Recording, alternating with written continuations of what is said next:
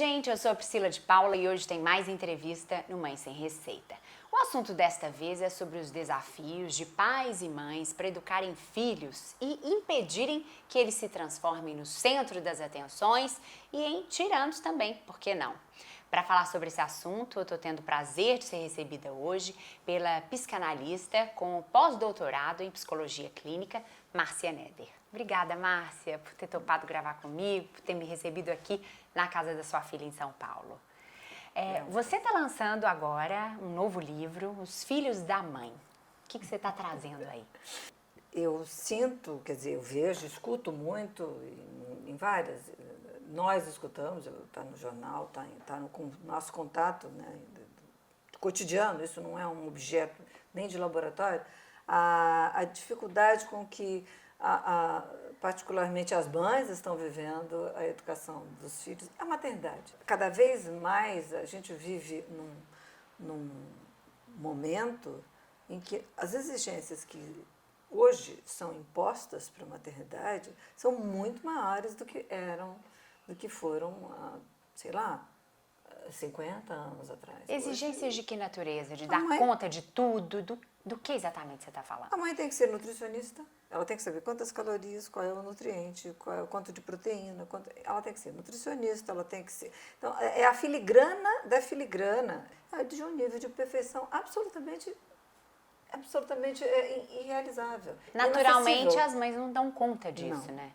Não, e aí? E ficam envergonhadas, ficam pressionadas, ficam frustradas. Sentem culpa. Sim, muita culpa.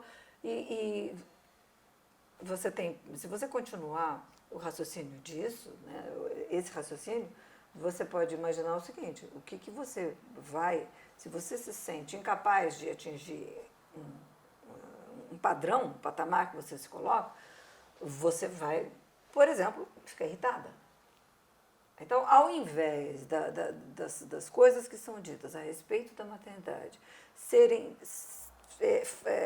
facilitadoras, ao contrário, elas deixam a mãe frustrada, irritada e em piores condições para estar com a criança. É possível escapar dessa necessidade que as mães se impõem de tentarem atender esses padrões ou essas exigências todas? Tem que ser possível, né? Sim, tem que ser possível. Como eu disse outro dia, é um processo doloroso e pessoal, né? Porque você está indo contra toda uma correnteza, e a correnteza mesmo, não é corrente, é correnteza, porque ela vem levando tudo, né? Você tem que enfrentar isso, e enfrentar com que recurso? Qual é o capital que você tem para lidar com essas exigências inviáveis, impossíveis? O que me incomoda mais é a ideia de que a mãe não é gente. A mãe não por exemplo, o que você vê o tempo inteiro, uma recomendação pedagógica, uma recomendação educacional, psicológica, psicanalítica, psi. É que você não pode gritar com a criança, a mãe não pode gritar com a criança. A mãe não pode falar com a criança, a mãe tem que se abaixar para falar com a criança no mesmo nível. Ela não pode perder a paciência, ela não pode gritar, ela não pode se irritar. Não pode ser humana. Ela tem que explicar. É isso. Isso é que eu ia dizer. Então, é como se a mãe fosse de plástico. É um ser de plástico. Você imagina uma situação, você está com... Eu estou aqui, ó, uma criança está aqui, de 3 anos, engatinhando.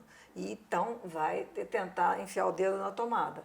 A outra, maior um pouquinho, está tentando pular pela janela. Aí eu vou falar: fulano, não ponha o dedo na tomada. Toda lady, né? O Joãozinho, por favor de descer daí, não vá para a janela. Se você pular, você vai cair. Se você cair, tudo tem que ser explicado. Eu costumo dizer que é um verdadeiro congresso. A mãe tem que viver numa convenção permanente, num simpósio permanente. Ela tem que explicar tudo, o tempo inteiro. Tudo tem que ser explicado, cada ordem que ela dá, cada determinação. Tem que argumentar. O tempo inteiro, a gente esqueceu disso. A mãe também é gente. Eu acho que está na hora de lembrar A mãe também é a gente, ela não é... Isso, os filhos da mãe, eu trato isso nos filhos da mãe do começo ao fim. A mãe não é um eletrodoméstico que você usa, que tem que ser necessária. A mãe não tem que ser necessária. Ela não é uma centrífuga, que depois que o filho cresceu, ela se torna um ser inútil. Mas é a maneira como a cultura trata a mãe. Ela coloca todos essas obrigações, essas necessidades, essas exigências para que ela cumpra.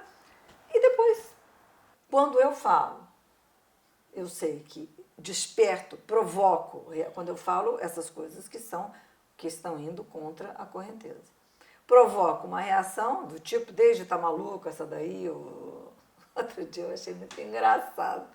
Eu vi no Facebook da editora que postou a matéria que saiu no Do jornal. seu livro publicado. Eu fui ver alguns comentários De pessoas que leram... sobre a matéria. As pessoas enlouquecidas, raivosas. Uma pessoa disse o seguinte, essa mulher é maluca, essa mulher não mamou, a mãe dela não amamentou.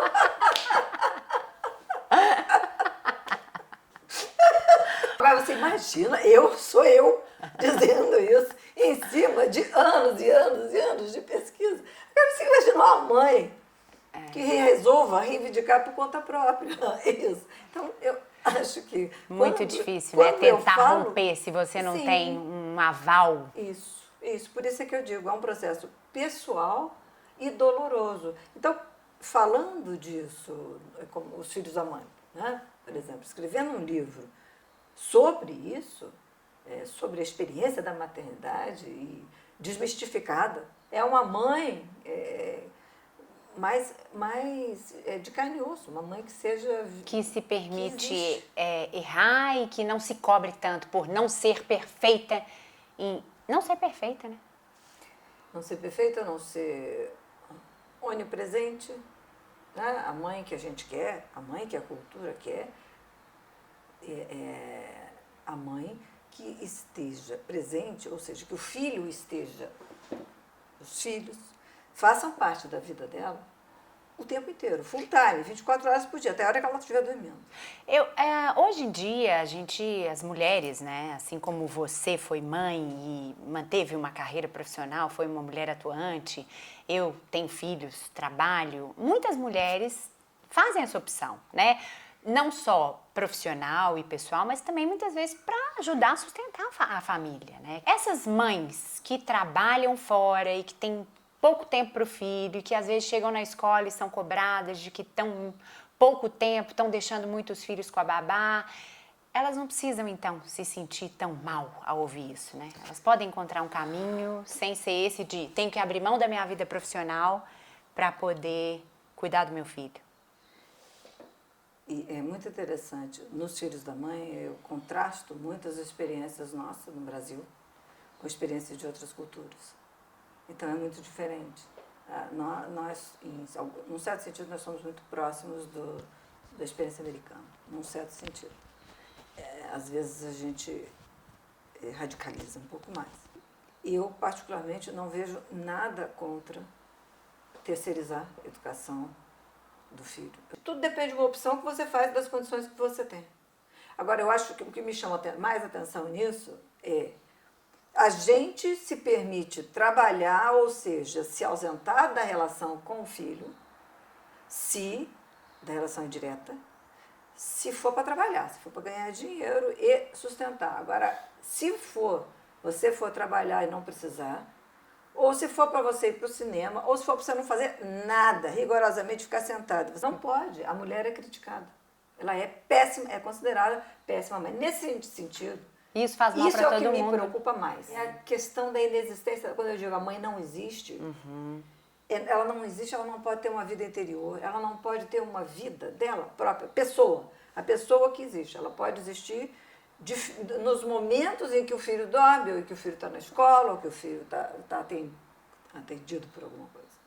Então, ela não pode... É óbvio que você não vai ser desmiolada, né? E deixar o seu filho com alguém que você não confia. Isso é uma outra história, eu não estou falando disso. Eu costumo lembrar o seguinte, o feminismo, ou os movimentos feministas, eles não vieram impor modelo algum. Eles vieram para libertar. E os filhos da mãe também. Dentro de casa, e os filhos da mãe também. Gente, a conversa tá ótima e não vai parar por aqui, não. A gente vai falar na próxima semana sobre déspotas mirins. Então, se você gostou desse trechinho da entrevista, dessa parte já, curta, compartilhe e se inscreva no canal no YouTube.